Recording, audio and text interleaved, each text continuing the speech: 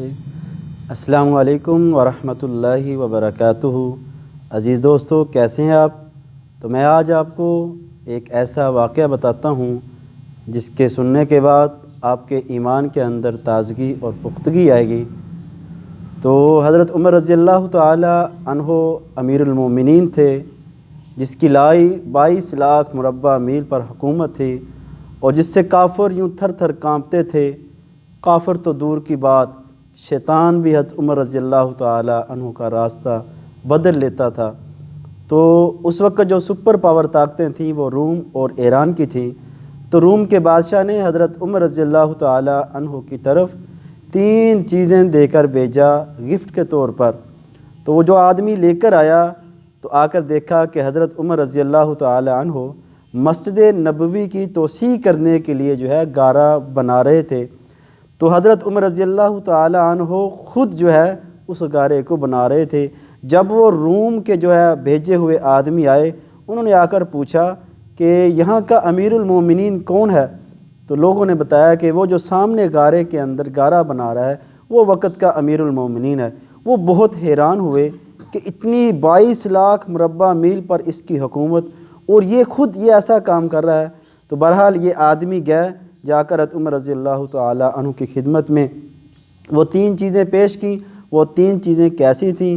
ان میں سب سے پہلے ایک خوشبو تھی، اور وہ ایسی خوشبو تھی کہ جو آدمی اس کو ایک مرتبہ استعمال کرتا تھا 1 سال تک اس کی خوشبو نہیں جاتی تھی۔ اور دوسری چیز ایک ایسی زہر تھی، ایسی زہر کہ اگر راستے کے اندر جو ہے اس کو جو ہے ڈال دیا جائے تو اوپر سے گزرنے والا وہ ہلاک ہو جائے۔ اور تیسری چیز جو تھی وہ ایک نوجوان خوبصورت دوشیزہ تھی۔ تو جب حضرت عمر رضی اللہ تعالی عنہ نے یہ تینوں چیزیں دیکھیں تو فرمایا، خوشبو پکڑی ان سے، اور خوشبو پکڑ کر اسی گارے کے اندر اڈیل دیا جو گارا مسجد نبوی کی توسیع کے لیے استعمال ہو رہا تھا۔ اور دوسری جو وہ زہر کہ جو اس نے بتایا کہ جو آدمی اس کے اوپر سے گزرے گا وہ ہلاک ہو جائے گا۔ تو حضرت عمر رضی اللہ تعالی عنہ نے یہ دعا پڑھی، بسم اللہ الذی لا یضر مع اسمہ شیء فی الارض ولا فی السماء وہو السمیع العلیم۔ یہ دعا پڑھ کر حضرت عمر رضی اللہ تعالی عنہ نے وہ زہر کو پی لیا اور زہر نے کوئی اثر نہیں کیا۔ اور تیسری چیز وہ جو نوجوان جو دوشیزہ تھی وہ حضرت عمر رضی اللہ تعالی عنہ نے ایک غریب صحابی کو بلایا اور بلا کر اس کے ساتھ اس کا نکاح کر دیا۔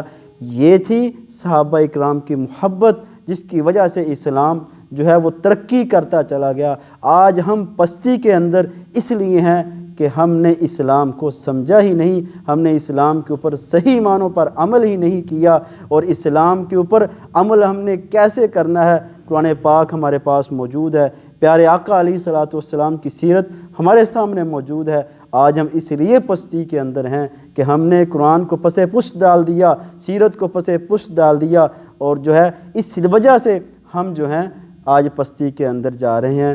اگر آپ کو یہ ہماری ویڈیو پسند آئے تو اس کو لائک، شیئر اور کمنٹ کے ذریعے سے ہمیں ضرور آگاہ کیجیے۔